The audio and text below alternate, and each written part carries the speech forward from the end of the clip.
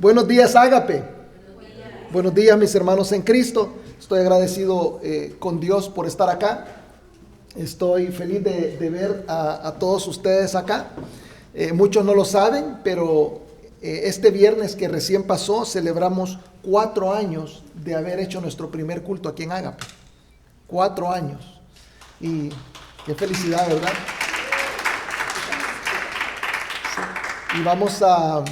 Sí. Y vamos a comenzar dentro de poco vamos a hacer una pequeña celebración. Gisela lo va a anunciar hoy. No pudimos organizar nada porque pues no estaba Gisela, ¿verdad? Y yo sin Gisela no organizo nada. No hay celebraciones, no hay felicidad si no está mi esposa. Entonces, ahora sí lo vamos a organizar. Por cierto, ella está acá y ustedes ya lo saben, ¿verdad? Muchos de ustedes volvieron de vacaciones, volvieron de diferentes cosas. Ella ha vuelto hoy después de su operación. Y la verdad que como testimonio estamos felices por lo que el Señor ha hecho. Nos ha permitido esa cirugía.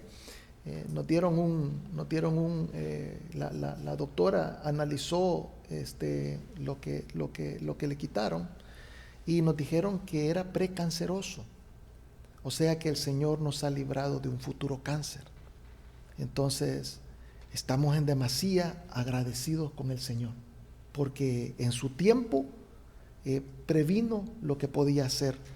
Él es bueno con nosotros y nosotros nos seguimos dando cuenta de la obra del Señor, de su bondad con nosotros una y otra vez, y aunque le entreguemos nuestra vida en sacrificio, no es suficiente. No tenemos cómo agradecer todo lo que Él hace por nosotros. Entonces, estamos agradecidos con el Señor. Un aplauso al Señor, Él es bueno. Él es bueno. Qué necesidad de venir y adorar juntos. Hermanos, hoy comenzamos una serie que se llama Las Cartas de la Prisión. Ustedes saben que la comenzamos la semana pasada con la carta de Pablo a Filemón. Y una carta hermosa la de la semana pasada y bien cortita, la más cortita de la Biblia. Bueno, la más cortita de Pablo, la tercera más corta de la Biblia, pero hermosa y mucha enseñanza en ella. Y ahora vamos a comenzar con la carta a los Efesios. Van a notar que cada carta que Pablo escribe tiene un motivo por el cual lo escribe. Y yo estaba viendo el detalle. Cuando usted abre las cartas de Pablo a las diferentes iglesias, va a ver entre sus primeras líneas a quién está dirigido. Y también va a decir cuál es el motivo de la carta. Ahí usted va a comenzar a dilucidar el motivo de la carta. Por ejemplo, la carta a los Gálatas la hizo porque se habían infiltrado judaizantes, gente que había llegado a pervertir la sana doctrina y tratar de regresarla al legalismo judío. Entonces viene Pablo y manda la carta a los Gálatas. Ese es el motivo de la carta. La primera de Tesalonicenses es para afirmar a los hermanos y para defender su apostolado. Había personas que habían llegado diciendo que él no estaba autorizado para estar enseñando, y él defiende su apostolado. La segunda de Tesalonicenses es para corrección de errores doctrinales. Ustedes se van a dar cuenta que él dice, ustedes creen que esto se hace así, pero no, se hace así, y está corrigiendo los malos entendidos que han habido con respecto a la doctrina. La doctrina, para los que no lo saben, es el conjunto de cosas que la Biblia nos enseña, es todo el consejo de la Biblia. De repente hay personas que malentienden lo que la Biblia está diciendo que debemos de hacer, pero Pablo lo corrige. Quiere que la iglesia crezca sana, y para eso necesita entender bien lo que la Biblia está pidiendo de ellos. La primera de Corintios es para enfrentar el pecado. La segunda de Corintios para defender su autoridad apostólica, porque habían llegado ahora personas que querían tomar el control de la iglesia.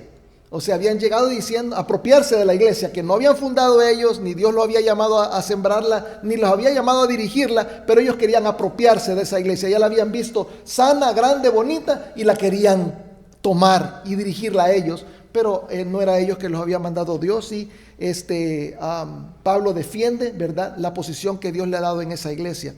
Romanos es para expresar su deseo de verlos. Dice, no los he visto, no he podido llegar por ahí, los extraño. ¿verdad? Así como nosotros nos extrañamos, Pablo extrañaba a sus hermanos. Así como yo no los miro y de repente los veo aparecer y me alegro mucho, así mismo Pablo tenía necesidad de ver a sus hermanos, ¿verdad? Cada quien en nuestro tiempo tenemos necesidad de estarnos viendo los unos con los otros, los hermanitos en Cristo. Luego Colosenses es para instruir contra las herejías. Filemón, como vimos la semana pasada, es reconciliación.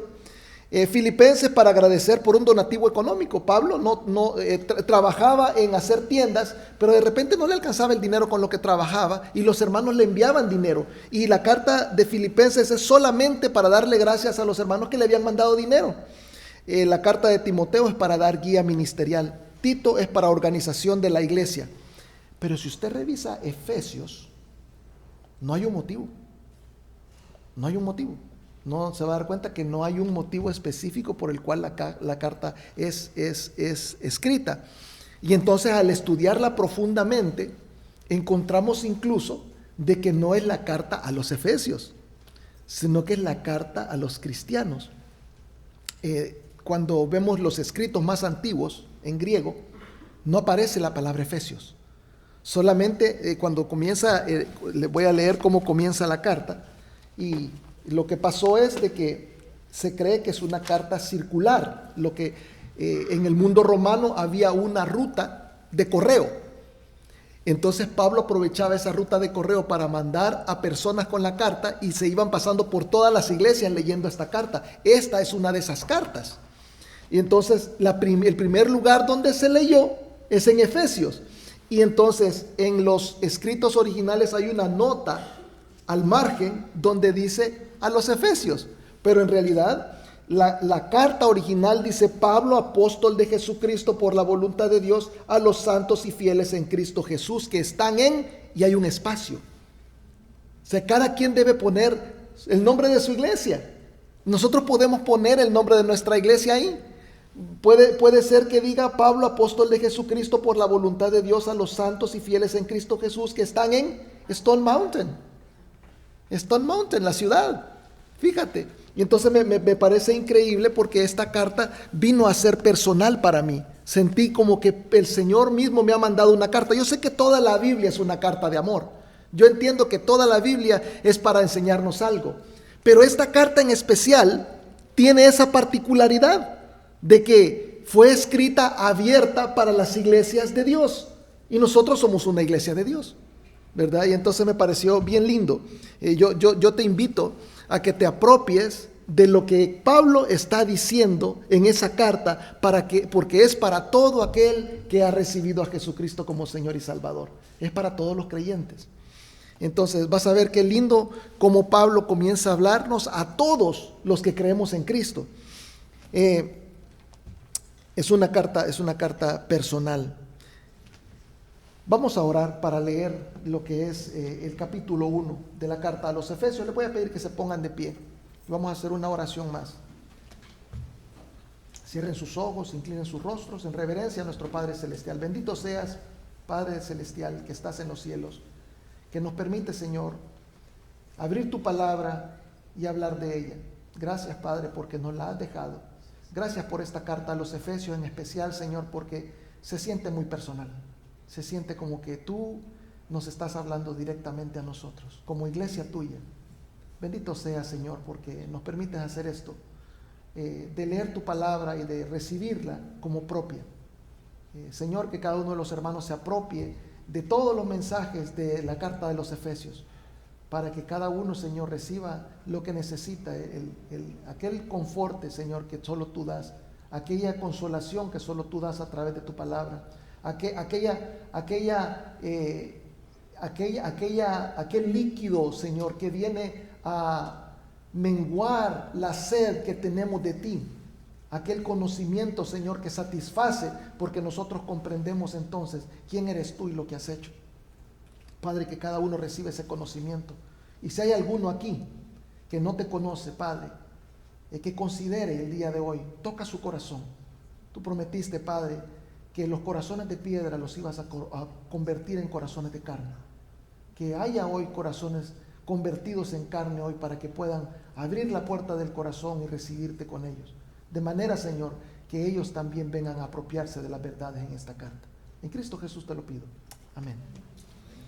Vamos a leer entonces Efesios 1, del 1 al 23. Va a estar en pantalla. Les pido que continúen de pie, que apaguen sus celulares. Jesús no les va a llamar, se los aseguro. Así que apaguen sus teléfonos para que no interrumpan, ¿verdad?, lo que es la lectura de la palabra. Todos juntos, al unísono, léanlo fuerte, ¿verdad? Y vayan absorbiendo lo que van leyendo. Pablo, apóstol de Jesucristo por la voluntad de Dios, a los santos y fieles en Cristo Jesús que están en Efeso. Gracia y paz a vosotros de Dios, nuestro Padre, y del Señor Jesucristo. Bendito sea Dios,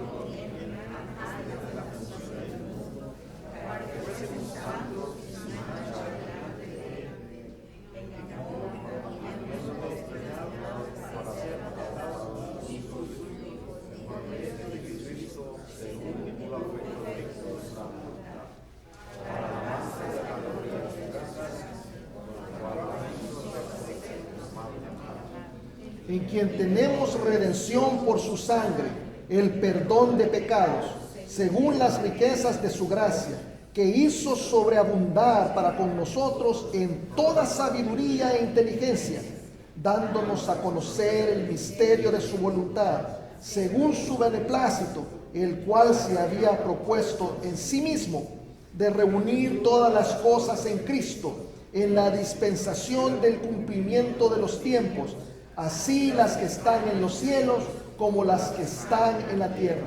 En Él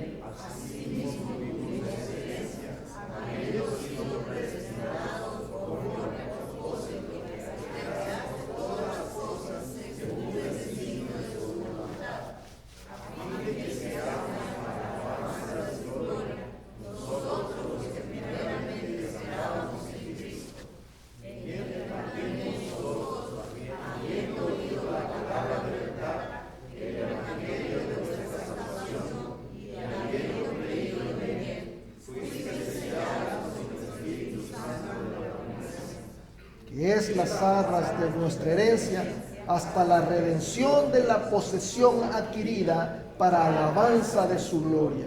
Por esta causa, también yo, habiendo oído de vuestra fe en el Señor Jesús y de vuestro amor para con todos los santos, no ceso de dar gracias por vosotros, haciendo memoria de vosotros en mis oraciones.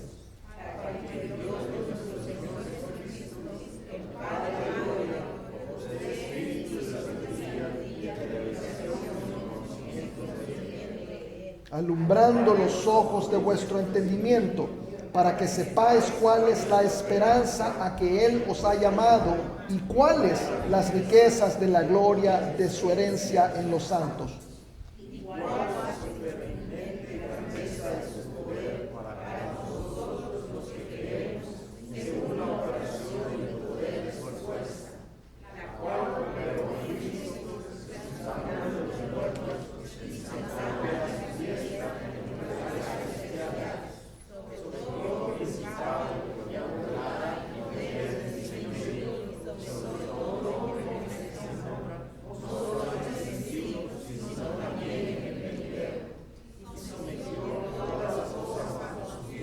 Y lo dio por cabeza sobre todas las cosas a la iglesia, la cual es su cuerpo, la plenitud de aquel que todo lo llena en todo. Bendito sea Dios por su palabra. Tomen asiento. Qué hermoso lo que dice Pablo. Y se van a dar cuenta de que esta carta está hablando de que todos nosotros somos uno en Cristo. Es una carta que nos viene a revelar la unidad en Cristo. Pero ¿unidad para qué? Tiene que haber una razón por la cual Cristo quiere que nosotros seamos uno. Desde aquí voy a comenzar con el punto número 1, donde dice que somos uno. ¿Para qué? Para ser desengañados del mundo. Fíjese que el contexto nos está diciendo esto. ¿Dónde fue que se leyó por primera vez la carta? En Éfeso. En Éfeso es, fíjate, una de las 5 ciudades más importantes del Imperio Romano. Es una ciudad grande. Tenía 250,000 de habitantes, 250,000 llegó a tener en el primer siglo. Y fíjese que nosotros, la ciudad de Stone Mountain y las 6 ciudades circunvecinas, ¿verdad? Lo que son, yo traje la lista: Stone Mountain, que es donde estamos; Lilburn, Snellville, Tucker, Norcross, Lawrenceville y Duluth. Tenemos entre todas las 7 ciudades 160,000 habitantes. O sea, si ellos tenían 250,000, 250,000, quiere decir que había más población de lo que tenemos en 7 ciudades de Gwinnett County. Es increíble, era un lugar grande. Y fíjate que antes del envío de la carta, Pablo ya había visitado Éfeso, y su estadía está relatada en Hechos 19. Te vas a dar cuenta que él llega al lugar y comienza a hablarle a la gente todos los días de Cristo. Dice, predicaba todos los días por 2 años. Fíjate de que yo no sé cómo hacía Pablo. Es increíble, ¿verdad? La fuerza y el poder que Dios le dio. Porque yo predico unas 2 veces a la semana y es cansado. Y él predicaba todos los días y todavía se sentaba a escribir. Y me parece increíble, ¿verdad? La manera como Dios utilizó a este hombre. Esto de que él hablaba constantemente de Cristo extendió el evangelio en toda el área donde él visitaba, pero eso vino a molestar a los paganos. Hay gente que está muy contenta con el status quo. El status quo es la condición en la que se encuentran las cosas, ¿verdad? El status quo. Algunas personas están contentos con el status quo de algunos países de Latinoamérica. Hay una gran corrupción, pero si ellos son los que están recibiendo el dinero de la corrupción, entonces no les importa que haya corrupción en su país. ¿Sí me entienden? Entonces, fíjese que hubo aquí en Éfeso un gran alboroto por la presencia de Pablo. Ahí mismo en ese capítulo 19 de Hechos, no solamente relata el hecho de que Pablo llegó y que comenzó a hablar, sino que relata también lo que causó cuando él comenzó a compartir la palabra de Dios. Los voy a invitar a que vayan a Hechos 19 en su Biblia, del 23 al 32, y se lo voy a leer rápidamente. Dice, si lo tiene, diga amén.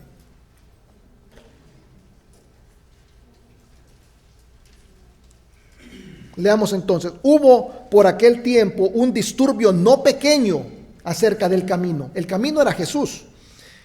Porque un platero, fíjate, platero es que trabaja en plata, llamado Demetrio, que hacía de plata, ¿verdad? Valga la redundancia, templecillos de Diana. O sea, él hacía, ¿verdad? Figurines de una diosa falsa y del templo de la diosa falsa.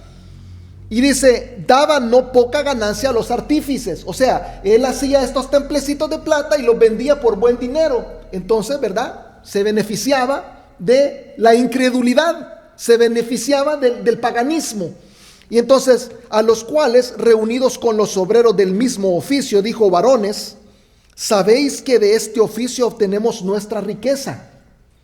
Pero veis y oís que este Pablo, no solamente en Éfeso, sino en casi toda Asia, ha apartado a muchas gentes con persuasión. O sea, la gente se estaba convirtiendo, diciendo que no son dioses los que se hacen con las manos. Y no solamente hay peligro de que nuestro negocio venga a desacreditarse, sino también que el templo de la gran diosa Diana sea estimado en nada y comience a ser destruida la majestad de aquella a quien venera toda Asia y el mundo entero. Cuando oyeron estas cosas, se llenaron de ira y gritaron diciendo, grande es Diana de los Efesios. Y la ciudad se llenó de confusión. Y a una se lanzaron al teatro, arrebatando a Gayo y a Aristarco, macedonios, compañeros de Pablo. Y queriendo Pablo salir al pueblo, los discípulos no le dejaron. También algunas de las autoridades de Asia, que eran sus amigos, le enviaron recado rogándole que no se presentase en el teatro.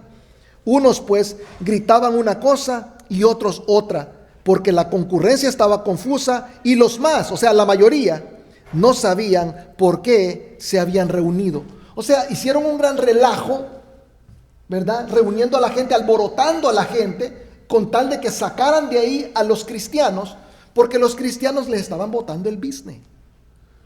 le estaban botando el negocio, ya no iban a tener ganancia. O sea, fíjate cómo es la corrupción, que hay gente que, o sea, no le importa estar engañado, no consideran la verdad porque se benefician del engaño. Y tú te vas a dar cuenta que muchos de estos movimientos modernos de gentes corruptas dejan plata, hacen dinero ellos. Las iglesias no hacen dinero. Las iglesias que realmente son de sana doctrina no hacen dinero. Pero esas rápido se comienzan a hacer el relajo. La gente se junta y les comienza a dar dinero y juntan y es increíble. Hace poco estaba leyendo de un movimiento feo que se hizo y en un fin de semana juntaron creo que $19 millones. Y yo dije, qué bárbaro. O sea, un montón de gente que se puso de los mismos, ¿verdad? De los mismos, gente torcida, para apoyar el movimiento. Y no les importa que están mal, no les importa que pecan, no les importa que otros salen engañados por el movimiento que tienen, no, porque como ellos así son y están bien, entonces ellos siguen promoviendo esa maldad. Entonces, fíjate, el punto número 1 es, Dios no nos quiere engañados. Dios no nos quiere en este mundo que está engañando a la gente, porque el mundo está haciendo eso, precisamente. Dios ha enviado a Pablo y sigue enviando a hombres de Dios a sacar a su pueblo. El que viene a creer es pueblo de Dios. El que viene a creer es alguien que ha sido sacado de un mundo que lo quiere mantener engañado, ¿verdad? Hoy día nos reunimos aquí para hablar palabra de Dios, fíjate, para tener conocimiento sólido. Eso estábamos hablando el viernes, del conocimiento sólido. El conocimiento sólido de la palabra de Dios se necesita para que no venga cualquier tonto y nos engañe. Eso es lo que pasa, porque ahí andan tontos tocando la puerta y nos quieren engañar y nos salen con cosas que no aparecen en la Biblia. Y el que no sabe nada, ¿verdad?, es presa de los mentirosos. Tenemos que tener conocimiento sólido. Entonces, fíjate, somos uno en Cristo para estar desengañados del mundo, para ser desengañados del mundo. Número 2, para ser confirmados en su voluntad. Pablo inicia la carta como cualquier otra carta de su tiempo. Dice: Pablo, apóstol de Jesucristo por la voluntad de Dios. O sea, se está presentando. Así se comenzaban las cartas, presentándose. Tenía que saber la gente quién le estaba enviando la misiva. Y fíjate, qué interesante, que Pablo no es apóstol de Jesucristo porque la iglesia lo eligió. O sea, no hubo votación. O sea, a Pablo no hubo, ¿verdad? Levanten la mano los que quieren que Pablo sea apóstol de Jesucristo. Eso no fue así. Tampoco Pablo dijo, yo terminé entonces mi licenciatura, yo terminé mi maestría, yo terminé mi doctorado, que por cierto, Pablo era muy educado y él era el más educado de todos los que han escrito en el Nuevo Testamento, pero no es porque él terminó un programa educacional que ahora él es apóstol de Jesucristo.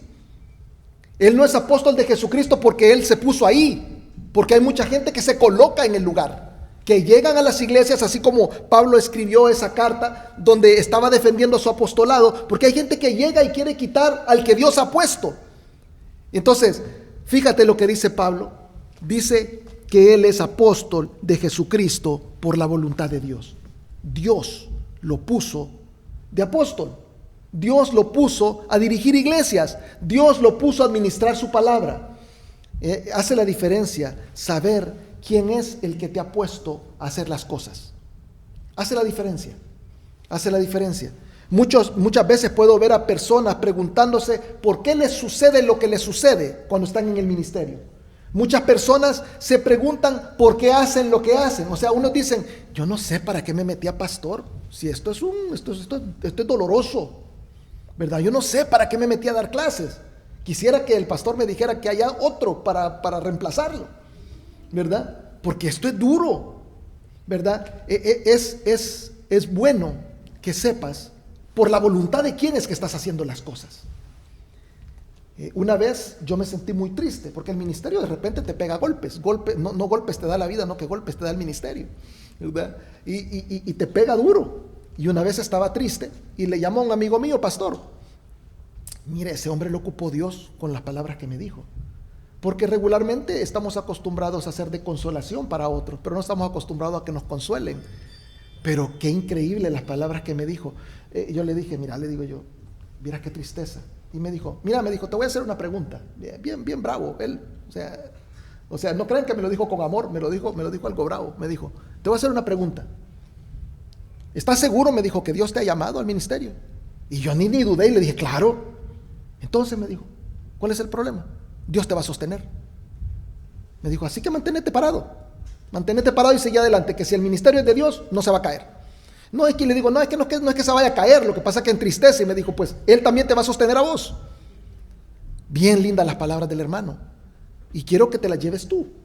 Si tú trabajas para el Señor, haciendo lo que haces, cualquier cosa que hagas, porque yo los veo a todos trabajando, todos se andan moviendo aquí somos pocos, pero todos trabajamos en algo. Y yo los veo que unos andan aquí agarrando una cosa, otros andan agarrando otra, y allá hay como que somos hormiguitas todos pasando por todas partes. Y hermanos, ¿quién es el que los ha llamado a hacer lo que hacen? Somos hijos de Dios y somos servidores de Dios por la voluntad de Dios. Él es el que nos llamó. Es bien interesante que Pablo lo dice de esa manera, porque él está, a través de lo que él dice, confirmando quién es él, y eso también me confirma a mí, lo confirma a usted, lo solidifica en quién es.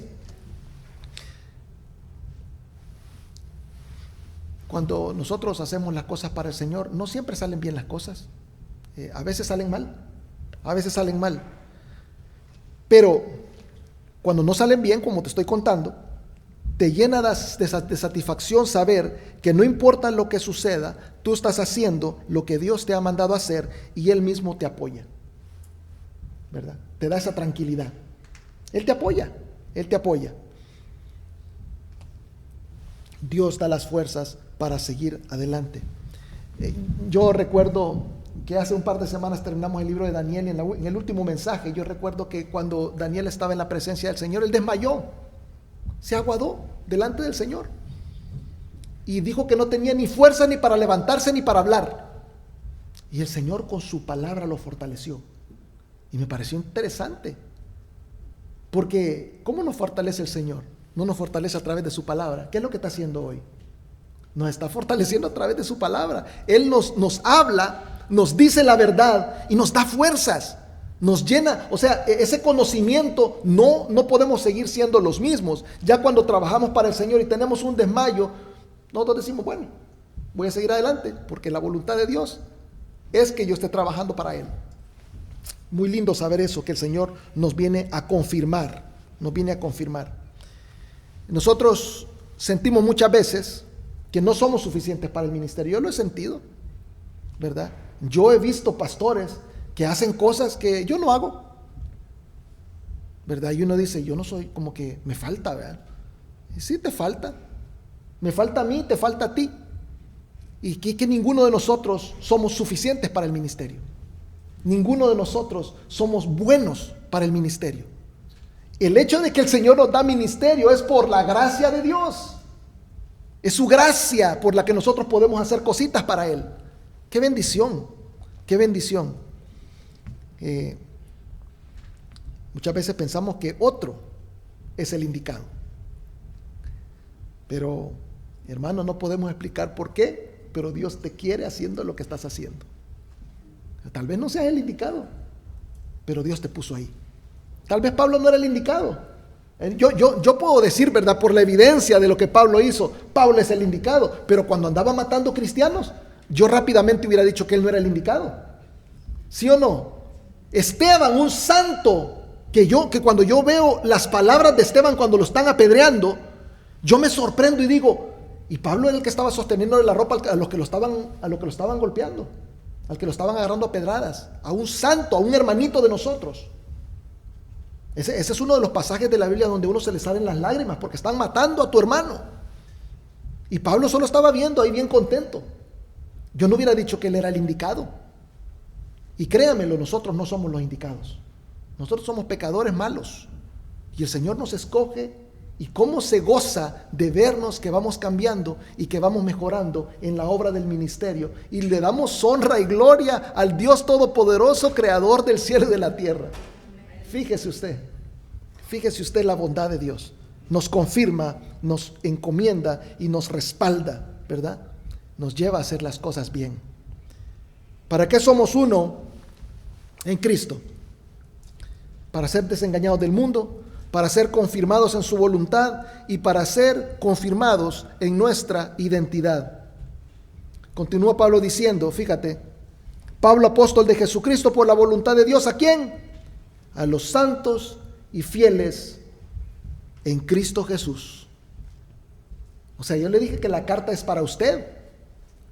El Señor le está llamando santo y fiel en Cristo Jesús. Y es un concepto que no lo podemos tragar.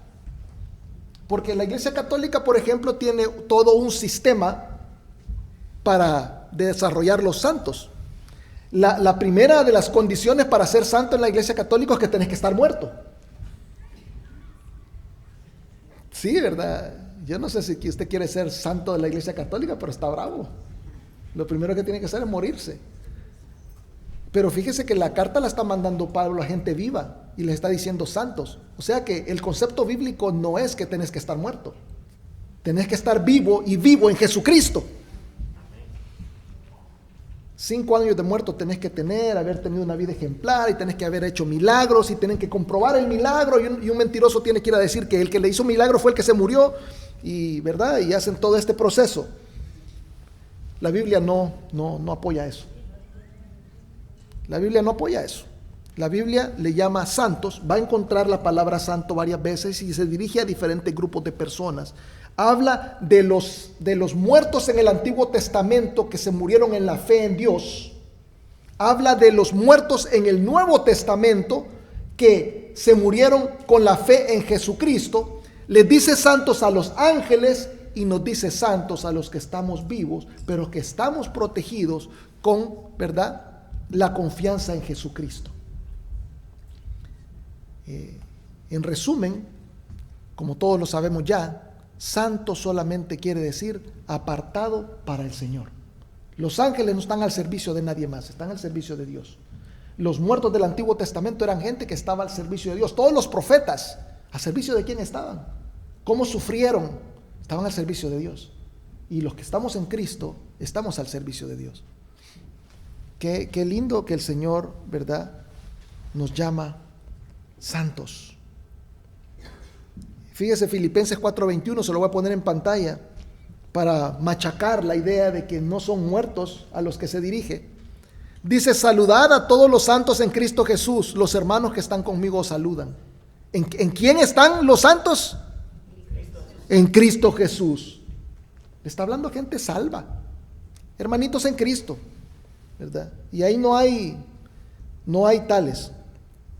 Qué alivio, ¿verdad? Que para ser santo según los estándares de Dios no tengo que estar muerto y no tengo que hacer milagros, porque entonces no pudiera ser santo, ¿verdad?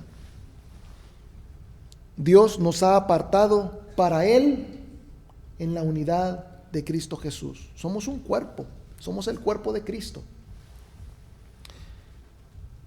Qué lindo que el Señor no quiere que seamos engañados. Quiere que sepas que has sido llamado por Él mismo para trabajar en la obra y que a los que cumplen con la voluntad de Dios, Pablo les está llamando santos, pero también les llama fieles. Y a mí me toca mucho la palabra porque yo puedo ver las diferentes reuniones que hacemos en la iglesia. Nosotros hacemos reuniones en días que son días de trabajo y que la gente llega noche y muchos trabajan en trabajos que consumen las fuerzas, ¿verdad? Hasta el piso. Pero se echan agua y se vienen para la iglesia. Y fíjate que eso, hermano, es fidelidad. Es ese deseo de estar en la casa de Dios y de servirle. Y a mí me gusta cómo Pablo viene a llamarnos santos y fieles. Santos y fieles. Eso es es fidelidad a Dios. En el versículo 2, ¿verdad?, nos da el saludo acostumbrado. Gracia y paz ¿verdad? Son cosas que provienen de Dios. Son necesarias para la vida cristiana. Estábamos hablando de ellas el viernes. Ahora, llegando al versículo 3, hay una peculiaridad en este escrito. Tenemos la frase más larga de todo el Nuevo Testamento. Pablo no utilizó ninguna coma, ningún punto, ninguna cosa que separara, ningún espacio entre el versículo 3 y el 14. Es una sola frase corrida, una sola cosa. Me parece bien interesante. Es una oración de 202 palabras.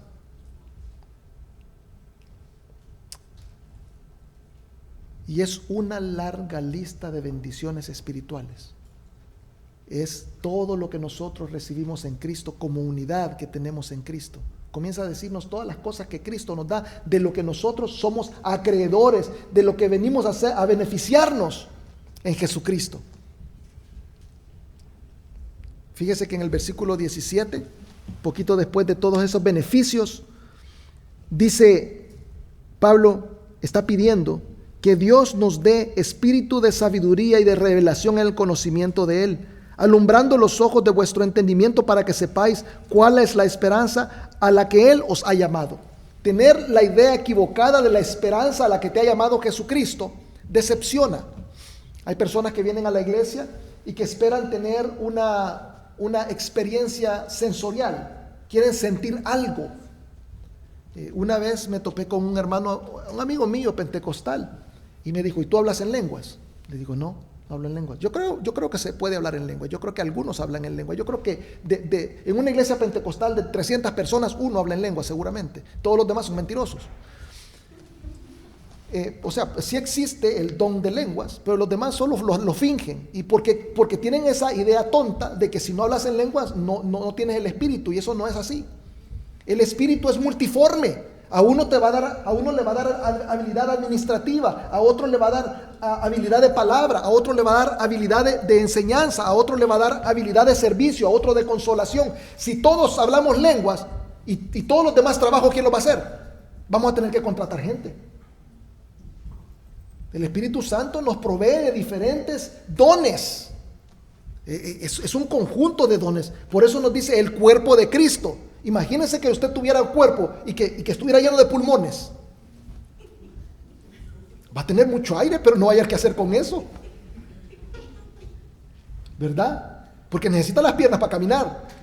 O sea, si todo es pulmón, va a tener que andar rebotando por todas partes. Por lo menos va a tener aire para rebotar. Entonces no tiene sentido eso. Eso te engaña, te estás con una esperanza equivocada. Necesitas inteligencia y sabiduría para discernir que nosotros, ¿verdad? El Señor nos va a dar cosas diferentes. Todas estas bendiciones que nos está dando, ¿verdad? Nos crean una esperanza correcta de lo que Dios y Jesús te dan. De manera de que no seas engañado, ¿verdad? Que entiendas que has sido llamado por Dios y que te llama santo por todas estas cosas que Él te está dando a través de Jesucristo. Son bendiciones, son privilegios, pero vienen acompañados de una responsabilidad de parte nuestra. Cada uno debemos hacer lo que sea necesario para llegar a ser de agrado de Dios. Que el Espíritu le haya hablado a cada uno de ustedes. Vamos a orar. Padre Todopoderoso, gracias. Gracias por esta hermosa carta a los Efesios. La vamos a estar estudiando por varias semanas. Te pido, Señor, que nos enseñes mucho a través de ella. Padre, gracias por ella, porque me ha abierto los ojos a la realidad que tú también haces eso de dejar el espacio vacío para que nosotros pongamos nuestro nombre ahí. Yo lo había hecho con los hermanos algunas veces, pero veo que la idea vino de ti, Señor, porque eres tú quien lo hace. Dejaste el espacio en blanco para que esta carta fuera directamente para nuestra iglesia. Gracias porque cada uno de mis hermanitos, Señor, han recibido este mensaje como propio. Tú les escribiste a ellos, les has confortado el corazón sabiendo que son santos. Y aquellos que no son santos aún, Señor, ahora desean en su corazón ser santos. Para ti, para gloria de tu nombre, para estar contigo en toda la eternidad. En Cristo Jesús te damos gracias por esta enseñanza. Amén.